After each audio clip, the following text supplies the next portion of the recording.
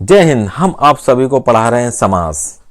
समास का अर्थ होता है संक्षेप और समास के भेद होते हैं 6।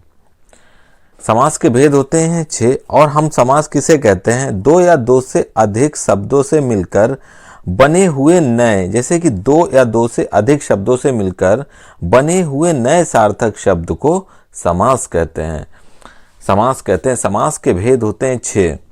हम और समास की राह निकलती है संधि से। संधि से ही उपसर्ग, प्रत्यय और समास हमारे लिए सरल हो जाते हैं अगर मैंने संधि को अच्छे से सीखा है। हम आपको पढ़ा रहे हैं अव्ययभाव समास।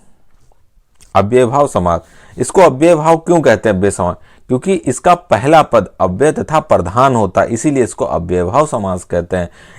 अव्यय क्या होते हैं? वह शब्द जो बदले ना जा सके और तोड़े ना जा सके, उन शब्दों को हम अव्यय कहते हैं। जैसे कि अनु, आ, प्रति, भर, यथा, यावत, हर, ये वह शब्द हैं जो ना बदले जा सकते हैं ना तोड़े जा सकते हैं, इसीलिए हम इसको अव्ययभाव समास कहते हैं।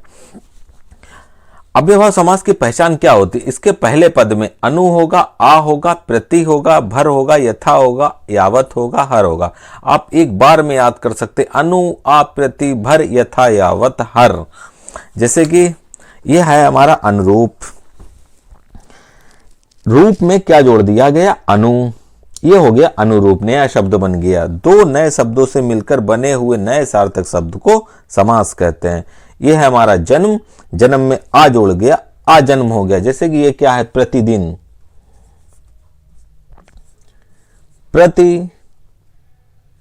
प्रति में अगर हम कहें दिन में प्रति जोड़ दिया, ये हो गया प्रतिदिन। हमारा भर पेट, ये भर धन पेट, पेट में भर जोड़ दिया, नया सार्थक शब्द बना भर पेट। दो शब्दों से मिलकर बने हुए नए सार्थक शब्द को समास कहते हैं। जैसे यथाशक्ति, यथा धन शक्ति, शक्ति में यथा जोड़ दिया, क्या नया शब्द बना? यथाशक्ति। प्रत्यक्ष, प्रति, धन, अच्छ। अब इनका विग्रह करते हैं। जिसे अनुरूप का विग्रह किया है। रूप के योग्य अजन्म का, जन्म से लेकर प्रतिदिन, प्रत्येक दिन, भर पेट, पेट भर के, और यथाशक्ति, शक्ति के अनुसार, और प्रत्यक्ष, अच्छी के प्रति। ये हमारे हो गए समास के विग्रह। कुछ और शब्द पर प्रैक्टिस कराते हैं अव्ययभाव समास की। जैसे हमारा है सम अच्छ, ये होगा सम धन अच्छ। दो शब्दों से मिलकर बने हुए नए सार्थक शब्द को समास कहते हैं। यथा कर्म, ये है यथा, ये धन कर्म। यथा विधि, ये यथा धन विधि। बेकाम। अब यहां पर पहले हम देखो, आपको थोड़ा ये काम, काम में क्या लगा दिया इन्होंने? बे। नया शब्द क्या बन गया? बेकाम। दस्तूर, दस्तूर, दस्तूर में क्या लगा दिया इन्होंने? वाह। ये हो गया बदस्तूर। ये है हमारा लाग, लाग में इन्होंने क्या लगा दिया? बे। ये हो गया बेलाग। इस प्रकार से दो शब्दों, और ये क्या है हमारा? अव्ययभाव। पहले शब्द सबके सब आपको अव्ययभाव समाज में अव्यय ही मिलेंगे। अव्यय वे शब्द होते हैं जो बदले ना जा सकें, तोड़े ना जा सकें। जैसे आप देख सकते हैं, सम है, यथा है, बे है, बा है, बे है, उसी प्रकार से भर है। ये वह शब्द हैं जो बदले नहीं जा सकते, तोड़े नहीं जा सकते, इसीलिए इनको हम अव्ययभाव समास कहते हैं। जिससे हमारा क्या है? अब उनका विग्रह क्या? समझ, अच्छी के प्रति, अच्छी के प्रति। यथा कर्म, कर्म के अनुसार। विधि, विधि के अनुसार। काम, बिना, मतलब बेकाम, मतलब बिना काम का। बदस्तूर, दस्तूर के साथ। बेलाग होगा हमारा बिना लाग के। दूसरा समास हम आपको पढ़ा रहे हैं तत्पुरुष समास। तत्पुरुष समास में हमारा उत्तर पद प्रधान होता है। उत्तर पद प्रधान होता है, मतलब बात का पद प्रधान होता है। तत्पुरुष समास की पहचान होती है कारक चिन्ह। तत्पुरुष समास की मुख्य पहचान है कारक चिन्ह। कारक चिन्ह के अनुसार तत्पुरुष समास के 6 भेद हैं। कारक चिन्ह के अनुसार, बहुत अच्छे से इस बात को ध्यान से सुनना, कारक चिन्ह के अनुसार तत्पुरुष समास के 6 भेद हैं। जबकि कारक चिन्ह हमारे 8 हैं, कारक चिन्ह 8 हैं, लेकिन कारक चिन्ह के अनुसार तत्पुरुष समास के 6 भेद हैं। क्योंकि तत्पुरुष समास में पहला कारक और अंतिम कारक छोड़ दिया जाता है। तत्पुरुष समास में मुख्य 6 कारक चिन्हों का प्रयोग होता है कर्म से लेकर अधिकरण तक। जैसे कि कर्म को कर्ण से, संप्रदान के लिए अपादान से, संबंध काकी के अधिकरण में तथा पर। तत्पुरुष समास में मुख्य 6 कारक चिन्ह का प्रयोग होता है। 6 कारक चिन्ह का ये दूसरा कारक है कर्म कारक। इसीलिए जो पहला तत्पुरुष समास है उसको हम द्वितीय तत्पुरुष समास कहते हैं। इसलिए कहते हैं क्योंकि इसमें दूसरा कारक चिन्ह लगा है कर्म कारक। अब यहां पर हम कर्म कारक भी कह सकते हैं या तो ऐसे लिख सकते हैं कर्म कारक तत्पुरुष। इसीलिए हमने लिखा कर्म तत्पुरुष समास, क्योंकि इसमें द्वितीय कारक चिन्ह है, इसीलिए द्वितीय तत्पुरुष समास है। यह है द्वितीय तत्पुरुष समास है। अगर मैं इसको द्वितीय तत्पुरुष समास है, जैसे कि अगर मैं इसको तोड़ूं, ये हो जाएगा गृह धन आगत। ये हो गया हमारा गृह धन आगत। इसका मैंने संधि विच्छेद करा। अगर हम इसका समास विग्रह करें, ये हो जाएगा गृह को आगत। ये हो जाएगा गृह को आगत। पर जो को लगा है वह हमारा द्वितीय कारक है। कौन सा है? द्वितीय कारक है, इसीलिए इसको हम द्वितीय तत्पुरुष कहते हैं। तो गृह आगत हो गया हमारा द्वितीय तत्पुरुष समास। द्वितीय तत्पुरुष समास जिसमें को आएगा वह हमारा, जैसे द्वितीय कारक क्या है? को। इसको मैंने संधि विच्छेद किया तो ये होगा स्वर्ग धन प्राप्त। उसका स्वर्ग को प्राप्त। तो यहां पे जो को आया है वही हमारा कर्म तत्पुरुष है। क्या है? कर्म तत्पुरुष या द्वितीय तत्पुरुष।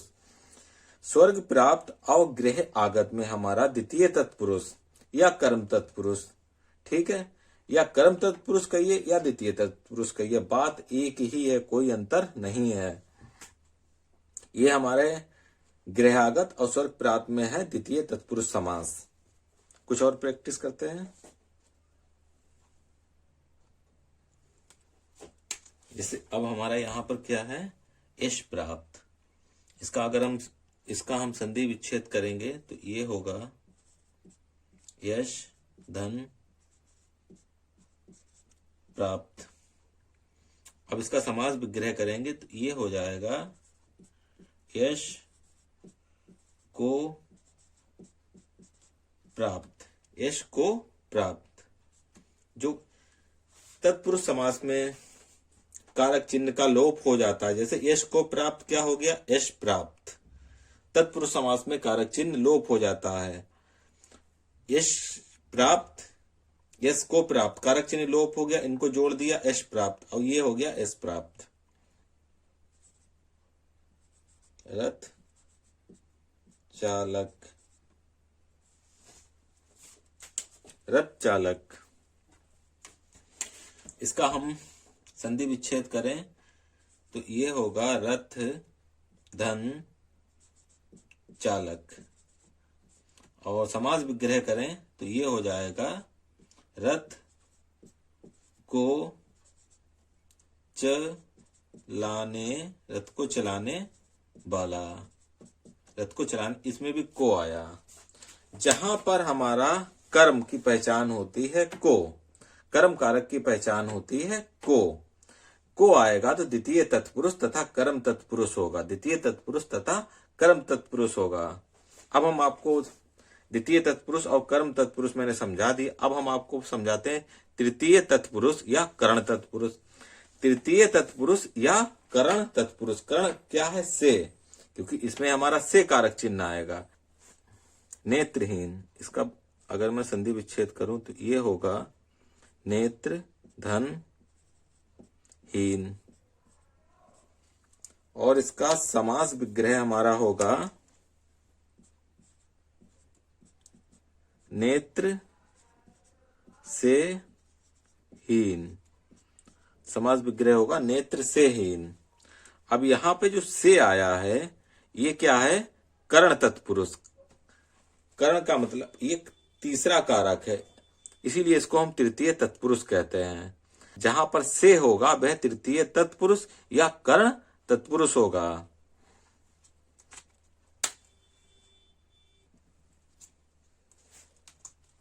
इसे हमारा शोकग्रस्त, इसका मैं अगर संधि विच्छेद करूं तो ये होगा शोक धन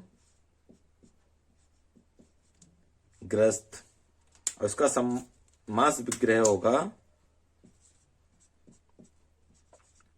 शोक से ग्रस्त।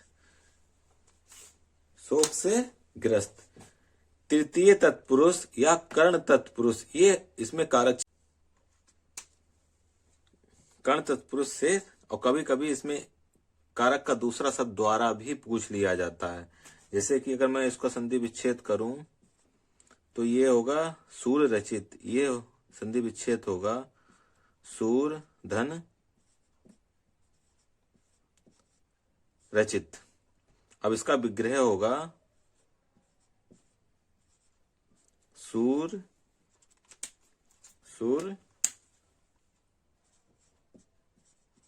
द्वारा रचित। अगर द्वारा शब्द भी आ जाए, क्या आ जाए? द्वारा, तो ये होगा हमारा तृतीय तत्पुरुष या कर्ण तत्पुरुष। तृतीय तत्पुरुष या कर्ण तत्पुरुष। अब है हमारा तुलसीकृत, इसका संधि होगा तुलसी धन कृत, और इसका विग्रह होगा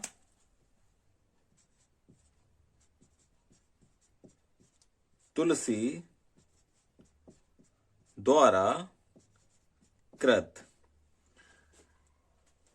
तत्पुरुष समास में हमारा कारक चिन्ह का लोप हो जाता है। जैसे कि यहां से द्वारा हट गया, ये हो गया तुलसी कृत, यहां से को हट गया, ये हो गया रथ चालक। बस आप इतना याद रखना कि तत्पुरुष समास में हमारे कारक चिन्ह होते हैं। कारक हमारे 8 होते हैं, लेकिन तत्पुरुष समास में सिर्फ हमारे 6 ही कारक का प्रयोग होता है। कर्म से शुरू होते अधिकरण पे खत्म हो जाते हैं। पहला और अंतिम कारक तत्पुरुष समास में छोड़ दिया जाता है। कर्ण तत्पुरुष कहिए, कर्ण तत्पुरुष कहिए या तृतीय तत्पुरुष, बात एक ही है। और प्रैक्टिस कराते हैं। अब है हमारा संप्रदान तत्पुरुष, चतुर्थी तत्पुरुष। इसलिए कहते हैं इसको संप्रदान तत्पुरुष, चतुर्थी तत्पुरुष इसलिए कहते हैं कि उसमें चौथे कारक चिन्ह का प्रयोग हुआ है। चौथा कारक चिन्ह है हमारा संप्रदान, और चौथे कारक चिन्ह का संबोधन है के लिए। के लिए इसके कुछ उदाहरण आपको हम दिखाते हैं। जैसे कि संप्रदान तत्पुरुष या चतुर्थी तत्पुरुष क्या है? शिव अर्पण। इसका संधि विच्छेद पहले करते हैं हम। शिव धन अर्पण, ये हो गया इसका संधि विच्छेद। अब इसका समास विग्रह होगा शिव के लिए, शिव के लिए अर्पण। क्या कारक चिन्ह आया? के लिए। संप्रदान के लिए, तो चौथा कारक क्या है? संप्रदान, और संबोधन क्या है? के लिए। तो संप्रदान तत्पुरुष या चतुर्थी तत्पुरुष में हमारा क्या होगा? के लिए। फिर क्या है? विधानसभा, संधि विच्छेद होगा इसका विधान धन सभा। समास विग्रह होगा विधान के लिए सभा के लिए। अब है हमारा, फिर है हमारा रसोई घर। इसका संधि विच्छेद होगा रसोई धन घर। हम आपको पढ़ा समास रहे हैं, लेकिन उसका संधि विच्छेद इसलिए करते हैं क्योंकि अगर समास को आपने सही से तोड़ लिया तो उसके विग्रह में आपको दिक्कत नहीं होगी। इसीलिए हम बार बार कहते हैं संधि को बहुत अच्छे से तैयार करो। उपसर्ग, उपसर्ग और प्रत्यय और समास आपके बहुत अच्छे से तैयार होंगे। एक, अब इसका समास विग्रह हो जाएगा रसोई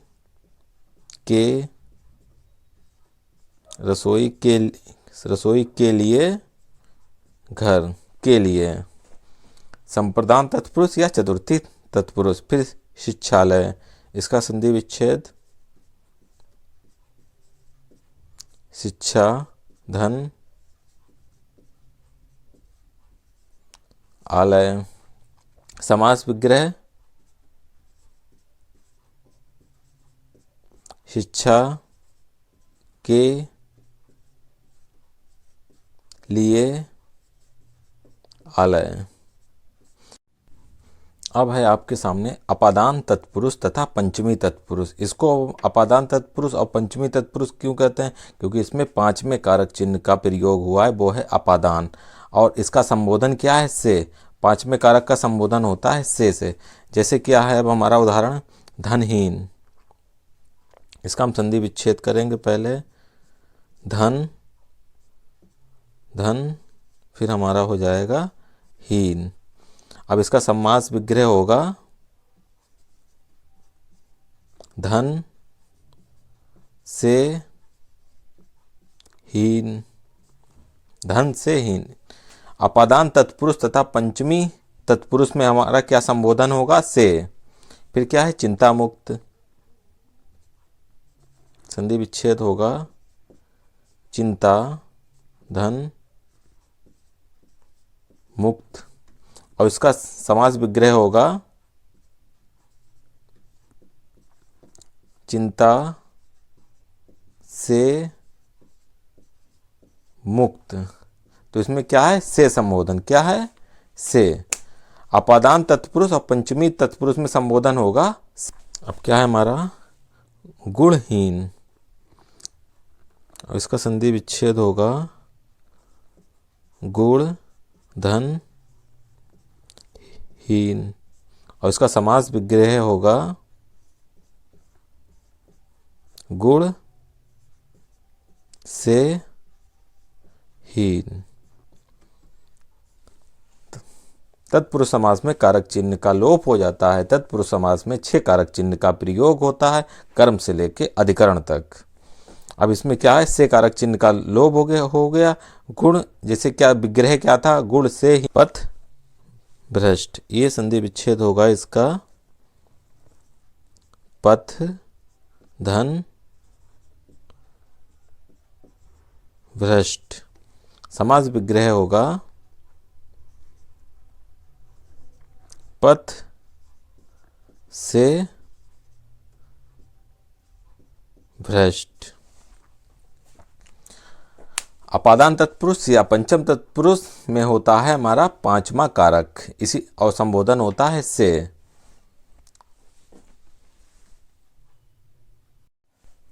अब क्या है इसमें हमारा? षष्ठी तत्पुरुष तथा संबंध तत्पुरुष। क्योंकि इसे षष्ठी किस लिए कहते हैं? क्योंकि इसमें छठा कारक है। छठा कारक क्या है? संबंध, संबंध, और संबोधन क्या है? काकी के। इसके कुछ उदाहरण संबोधन क्या है इसमें? काकी के। अब तत्पुरुष में यह है 5वां तत्पुरुष है, लेकिन इसको हम षष्ठी तत्पुरुष और संबंध तत्पुरुष कहते हैं, जबकि है 5वां तत्पुरुष, क्योंकि इसमें छठे कारक चिन्ह का प्रयोग हुआ है। छठा कारक है संबंध, और संबंध का संबोधन क्या है? काकी के। जैसे इसके उदाहरण गंगा जल। इसका संधि विच्छेद पहले करते हैं। गंगा धन जल। अब इसका समास विग्रह, गंगा का जल। कौन सा संबोधन आया? का की के किस में आएंगे? षष्ठी तत्पुरुष तथा संबंध तत्पुरुष में। अन्नदाता, ये हो जाएगा संधि विच्छेद अन्न धन दाता। समास विग्रह होगा इसका अन्न का दाता। कौन सा संबोधन आया? का की के संबंध तत्पुरुष तथा षष्ठी तत्पुरुष। अब क्या है हमारा? देश सेवा। संधि विच्छेद होगा इसका देश धन सेवा। समास विग्रह होगा इसका देश की सेवा। क्या आया? की। षष्ठी तत्पुरुष संबंध तत्पुरुष में का की के क्या संबोधन होगा? का की के सेना नायक। संधि विच्छेद पहले इसका करते हैं। सेना धन नायक। विग्रह क्या हो जाएगा? सेना का नायक। अगर आपको विग्रह पता है तभी तो आप समझ पाएंगे कौन सा समास है। आपको विग्रह पता है तभी तो आप समझ पाएंगे कि कौन सा समास है। इसीलिए समास के साथ विग्रह समझना बहुत जरूरी है।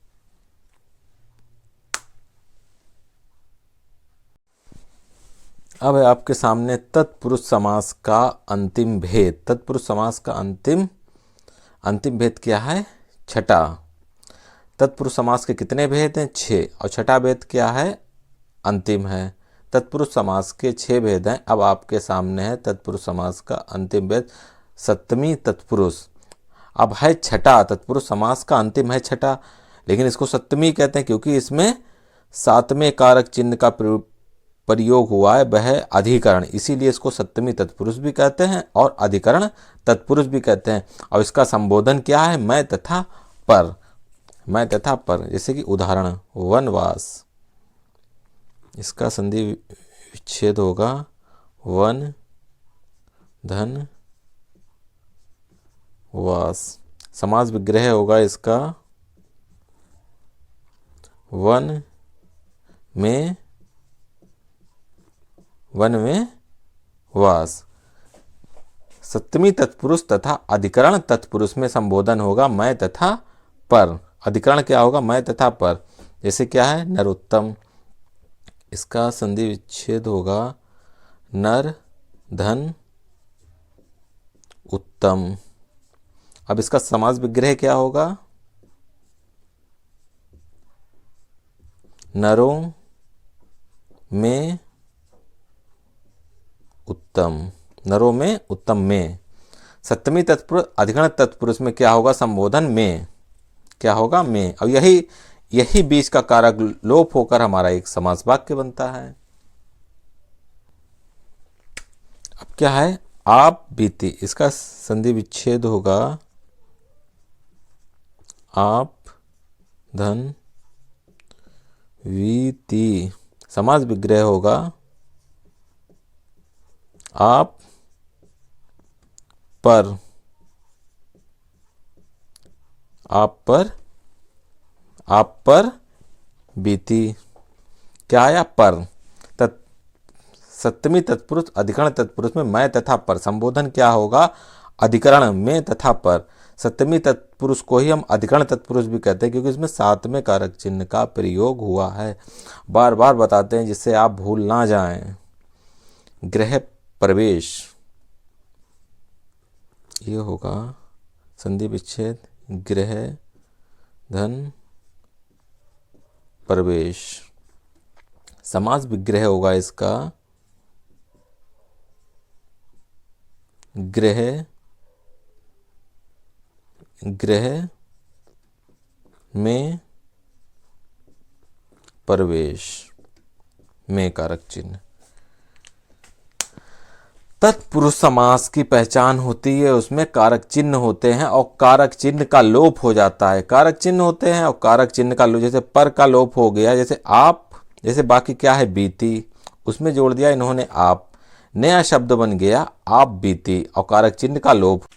समास के 6 भेद होते हैं। अब आपको पढ़ाया जा रहा है कर्मधारय समास। कर्मधारय समास की पहचान होती है, इसमें उत्तर पद प्रधान होता है, उत्तर पद प्रधान होता है, प्रथम पद विशेषण और जो उसका दूसरा पद होता है वह विशेष तथा संज्ञा होता है कर्मधारय समास में। अब विशेषण क्या होता है? जो शब्द विशेषता बताते हैं वह विशेषण होता है। और विशेष क्या होता है? जिसकी विशेषता बताई जाती है वह क्या होता है? विशेष होता है। जैसे मैंने एक वाक्य लिखा है, काला लड़का हंस पड़ा। अब यहाँ पे काला क्या है? विशेषण है और लड़का क्या है? विशेष्य है। जिसकी विशेषता बताई जाती है वह होता है विशेष और जो शब्द विशेषता बताता है वह होता है विशेषण। कर्मधारय समास की पहचान ये भी होती है, इसका समास विग्रह करने पर शब्द आते हैं के समान, बीच में है जो और रूपी, ये 3 शब्द भी आते हैं कर्मधारय समास में। प्रथम पद विशेषण होता है, दूसरा पद विशेष तथा संज्ञा होता है। जैसे कि एक उदाहरण के तौर पे आप उदाहरण लिखें, देखिए चरण कमल। पहले तो मैं इसका संधि विच्छेद करूंगा, ये होगा चरण धन कमल। अब इस कमल के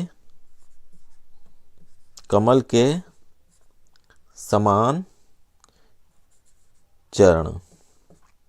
अब आप समास विग्रह से समझिए। प्रथम पद क्या होता है? विशेषण और इसका दूसरा पद होता है विशेष्य।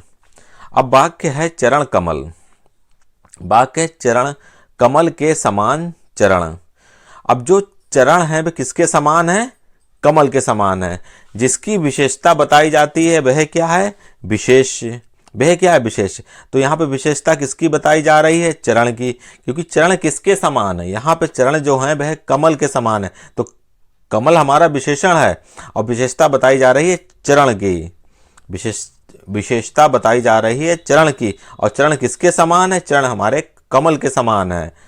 फिर दूसरा है हमारा मृगनयन। बहुत ध्यान से समझिए छोटी छोटी बारीकियों को। मृगनयन, इसका हम संधि विच्छेद करते हैं पहले।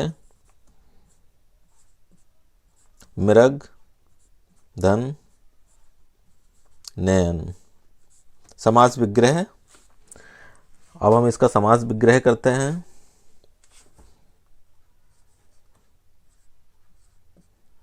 मृग के समान नयन। अब देखिए समास क्या है हमारा? मृग नयन है और विग्रह पर होने पर आया है मृग के समान नयन। तो यहाँ पर नयन की विशेषता बताई जा रही है, वह किसके समान है? मृग के। प्रथम पद विशेषण है और दूसरा पद विशेष। अब विशेष क्या होता है? जिसकी विशेषता बताई जाती है। और विशेषण क्या होता है? जो शब्द विशेषता बताते हैं। इतना बस अच्छे से ध्यान रखना। और बीच में शब्द क्या आते हैं? इसके बीच में शब्द आते हैं के समान, के समान, है, जो और रूपी शब्द आते हैं। जैसे अब हमारा क्या है? प्राण प्रिय। पहले तो इसका संधि विच्छेद करेंगे। प्राण धन प्रिय, प्राण धन प्रिय। अब इसका समास विग्रह प्राण के समान प्रिय। इसका समास विग्रह क्या होगा? अब इसका समास विग्रह करते हैं। जैसे क्या है? प्राण प्रिय। अब इसका समास विग्रह करते हैं तो ये हो जाएगा प्राण के समान प्रिय। जो शब्द विशेषता बताते हैं वह विशेषण और जिसकी विशेषता बताई जाती है वह क्या होता है? विशेष्य होता है। अब आपके सामने है समास देह लता। इसका संधि विच्छेद होगा देह धन लता। इसका समास विग्रह होगा देह रूपी लता। क्या शब्द आया? रूपी। कर्मधारय समास में शब्द क्या आते हैं? के समान है जो तथा रूपी। फिर क्या है हमारा दूसरा है नीलकंठ। इसका संधि विच्छेद होगा नील धन कंठ और समास विग्रह होगा नीला है जो कंठ। क्या आया? है जो शब्द, नीला है जो कंठ। और फिर ये भी याद रखना, प्रथम पद विशेषण और दूसरा पद विशेष। कंठ की विशेषता बताई जा रही है। क्या है वह? कंठ कैसा है? नीला है। फिर है हमारा दूसरा समास परमानंद। इसका पहले संधि विच्छेद करते हैं। परम धन आनंद। अब इसका समास विग्रह होगा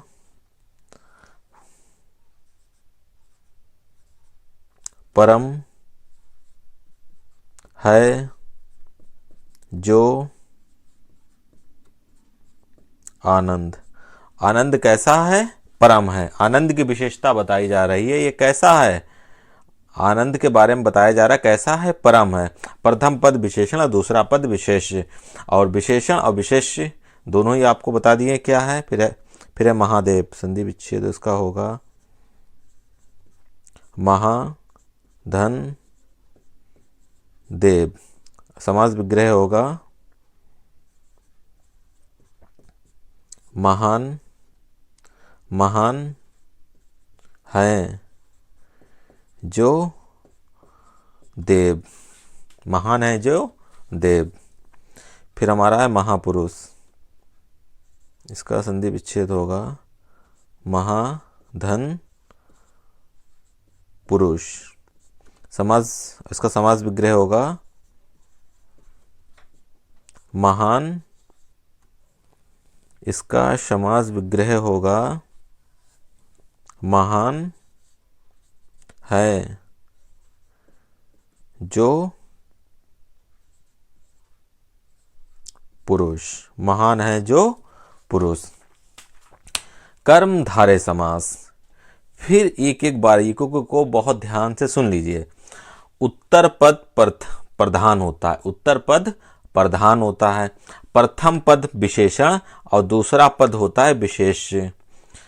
और समास विग्रह करने पर केस के समान हैं जो रूपी शब्द और रूपी शब्द आते हैं समास विग्रह करने पर। अब जैसे कि विशेषण क्या है? जो शब्द विशेषता बताते हैं वह विशेषण है और जिसकी विशेषता बताई जाती है वह हमारा विशेष है। जैसे आपके सामने शब्द है चरण कमल। तो चरण की विशेषता बताई जा रही है वह किसके समान है? वह है कमल के समान। मृग नयन। नयन किसके समान है? मृग के। इस तरीके से शब्द होंगे। जिस शब्द की विशेषता बताई जाती है वह विशेष होता है और जो शब्द विशेषता बताते हैं वह विशेषण होता है। इतना ध्यान रखना। कर्मधारय समास। अब आपके सामने है द्विगु समास। इसकी पहचान होती है प्रथम पद संख्यावाचक होता है। जैसे क्या है? सप्त सिंधु। प्रथम पद सप्त मतलब 7, 2 मतलब 2, नव का मतलब 9 और पंच का मतलब 5। इसका प्रथम पद संख्यावाचक होता है। द्विगु समास में बस आपको इतना ही समझना। ये इसमें कुछ भी आपके लिए कठिन नहीं है। जैसे क्या है हमारा ये दिया है सप्त सिंधु, तो ये हो जाएगा 7 सिंधुओं। सप्त सिंधु अगर मैं इसका समास विग्रह करूं तो ये हो जाएगा 7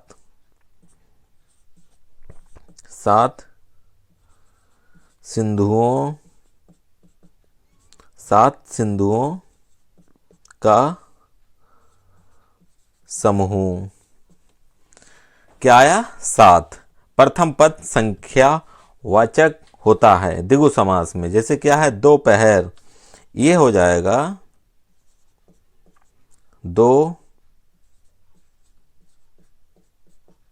दो पहरों का समूह। प्रथम पद संख्यावाचक द्विगु समास। फिर क्या है, नवरात्रि। ये हो जाएगा हमारा समास विग्रह इसका,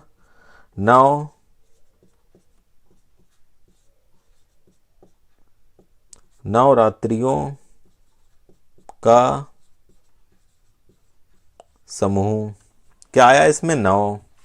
फिर है हमारा पंचमढ़ी। इसका समास विग्रह होगा पांच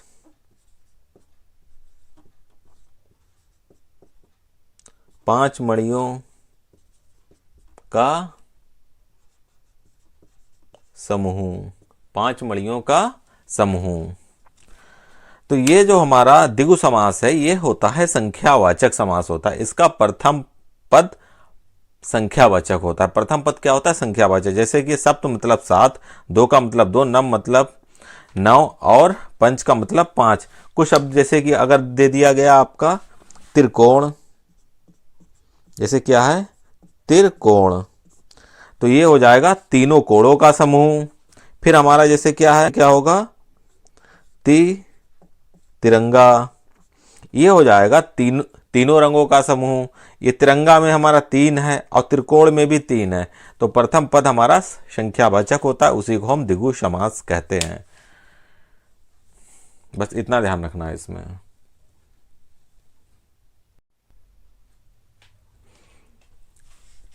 समास में अब आपके सामने है पांचवा समास, द्वंद्व समास।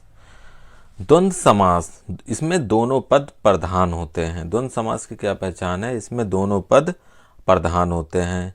और द्वंद्व समास के 3 भेद होते हैं। द्वंद्व समास के 3 भेद कौन से हैं, इतरेतर द्वंद्व, समाहार द्वंद्व और वैकल्पिक द्वंद्व। द्वंद्व समास के 3 भेद हैं, ठीक है। विग्रह करने पर, द्वंद्व समास के विग्रह करने पर और या योजक शब्द आते हैं। द्वंद्व समास का विग्रह करने पर और या योजक शब्द आते हैं। जैसे कुछ उदाहरण मैंने लिखे हुए हैं। इतरेतर द्वंद्व, समान। फिर आपके सामने हैं द्वंद्व समास के 3 भेद, जैसे क्या है, इतरेतर द्वंद्व, समाहार द्वंद्व और वैकल्पिक द्वंद्व।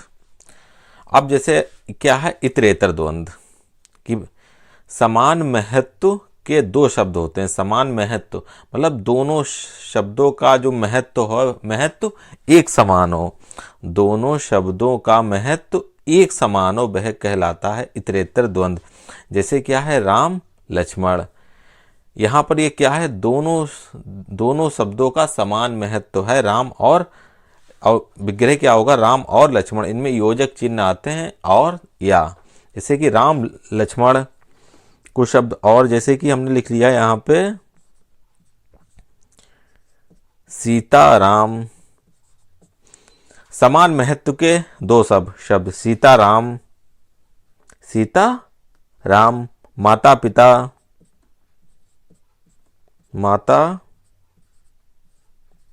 माता पिता।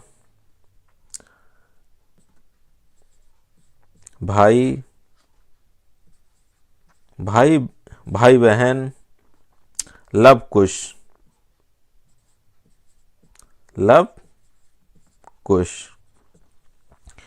समान महत्व के 2 शब्द, उसको हम कहते हैं इतरेतर द्वंद्व।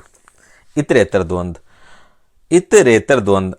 आपसे द्वंद्व समास में अगर ये ना पूछे कि इतरेतर द्वंद्व कौन सा, या समाहार या वैकल्पिक, आपसे सीधे पूछ ले कि द्वंद्व समास कौन सा, तो आपके द्वंद्व समास ये तीनों हैं। ये तीनों, अगर आपसे इतरेतर पूछे तो ये, समाहार पूछे तो ये और वैकल्पिक पूछे तो ये। अगर सीधे पूछे कि इनमें से द्वंद्व समास कौन सा है, तो आप सीधे से, ये सभी हमारे द्वंद्व समास हैं। यह सभी द्वंद्व समास हैं। फिर क्या है हमारा समाहार। समास के शब्दों से अन्य अर्थ का ज्ञान हो। समाहार द्वंद्व क्या होता है, समास के शब्दों से अन्य अर्थ का ज्ञान हो। जैसे कि मोटा ताजा, ये समास है। मोटा और ताजा, जब हम बोलते हैं मोटा और ताजा, तो हमारे मन से क्या निकलता सामने वाले के लिए, कि आप हष्ट और पुष्ट हैं। आप हष्ट और पुष्ट हैं। जैसे क्या है, कुछ शब्द और आप, जैसे कि कहा सुनी, मैंने शब्द बोला कहा सुनी। अब इसका मतलब क्या हुआ, झगड़ा। जैसे इसका मतलब क्या हुआ, झगड़ा। कहा सुनी, समास के शब्दों से अन्य अर्थ का ज्ञान हो। कहा सुनी का मतलब क्या बोलते हैं हम लोग, बोलते कहा सुनी हो गई है, इसका मतलब क्या हो गया, झगड़ा। समास के शब्दों से अन्य अर्थ का ज्ञान हो। जैसे कि क्या है,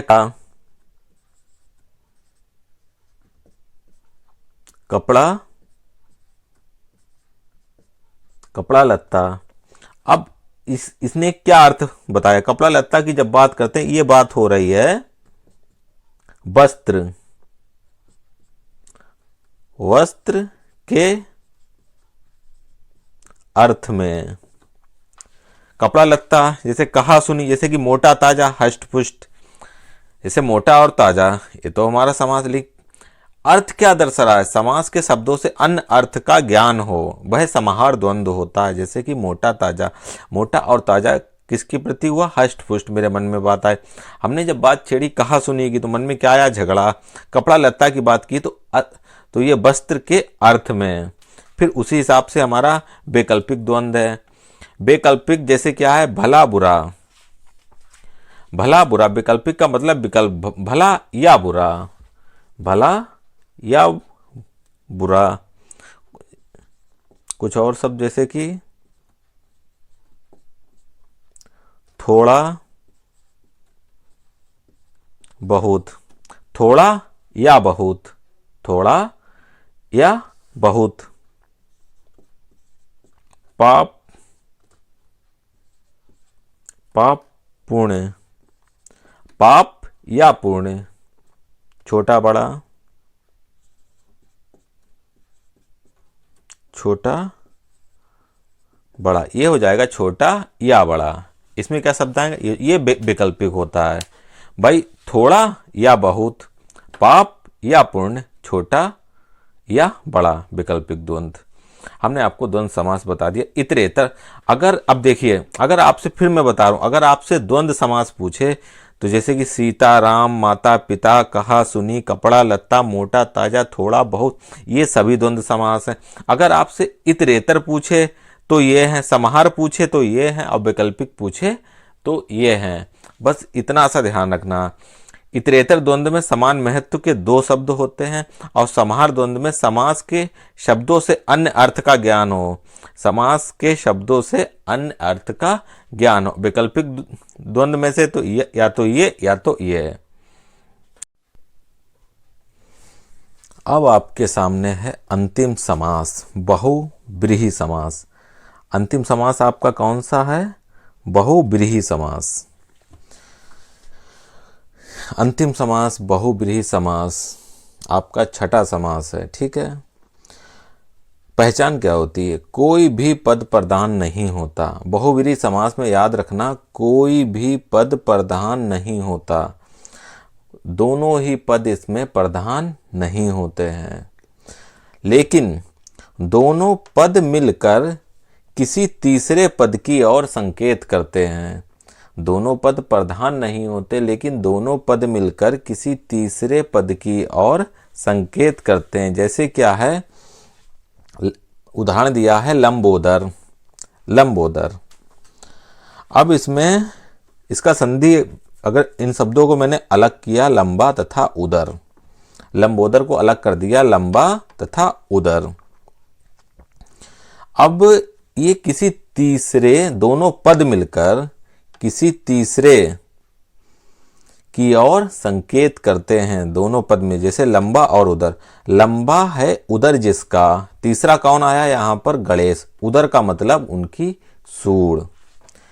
दशानन, अब यहां पर इसका दो शब्द निकले हैं, दस आनन। और तीसरा, अब ये दोनों शब्द मिलकर किसकी ओर संकेत कर रहे हैं, 10 हैं आनंद जिसके रावण। फिर है हमारा चतुर्भुज, इसके दो शब्द हैं, चार भुजाएं।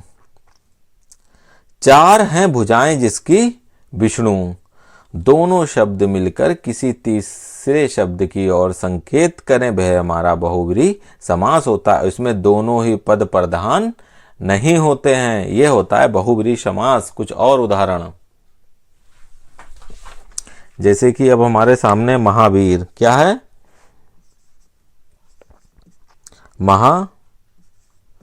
महावीर। अब मैं अगर इसकी बात करूं, ये हो जाएगा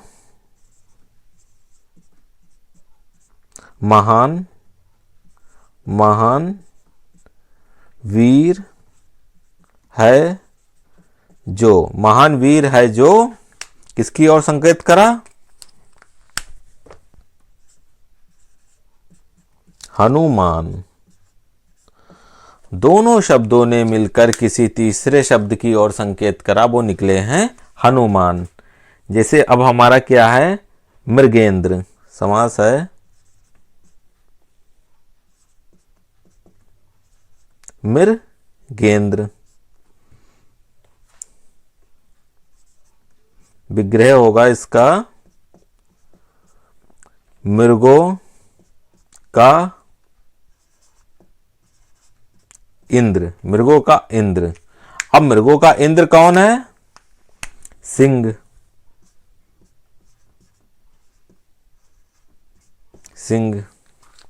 तीसरे दोनों शब्द मिलकर किसी तीसरे शब्द की ओर संकेत करें, वह होता है हमारा बहुब्रीहि समास। फिर जैसे कि शब्द है अब हमारे सामने, यहां पे लिखते ये मृत्युंजय।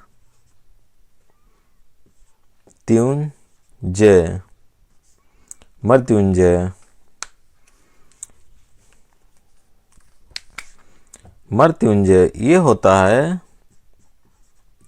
मृत्यु को जीतने वाला। मृत्यु को जीतने वाला कौन? शंकर। शंकर को क्या बोलते हैं? मृत्युंजय। दोनों शब्द मिलकर किसी तीसरे शब्द की ओर संकेत करें, वह हमारा होता है बहुब्रीहि समास। फिर है हमारा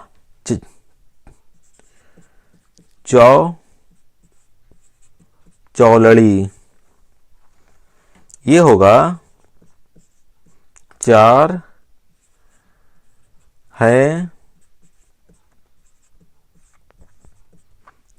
हैं लड़ियां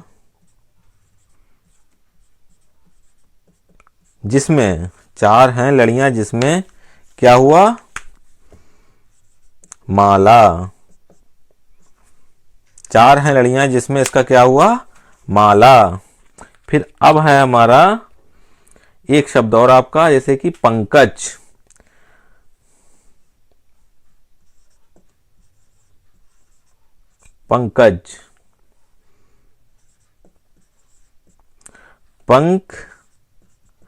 पंख में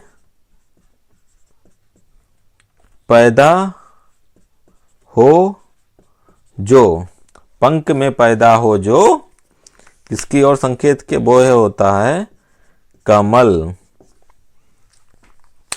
आपको समझा दिया अच्छे से हमने बहुब्रीहि समास भी। बहुब्रीहि समास, कोई भी पद प्रधान नहीं होता, कोई भी पद प्रधान नहीं होता। दोनों पद मिलकर किसी तीसरे पद की ओर संकेत करते हैं, जैसे कि लंबोदर लंबा है उधर जिसका गणेश। महावीर महान वीर है जो हनुमान।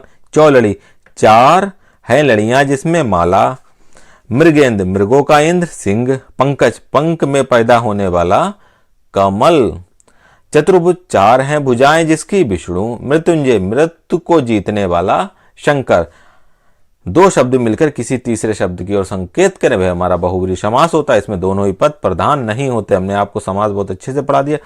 आप पढ़िए और फिर बुक में जाके अच्छे से प्रैक्टिस कीजिए, कभी भी आपके गलत नहीं होंगे। और हमारा सपोर्ट कीजिए, मुझे लाइक सब्सक्राइब और शेयर कीजिए। ठीक है, धन्यवाद।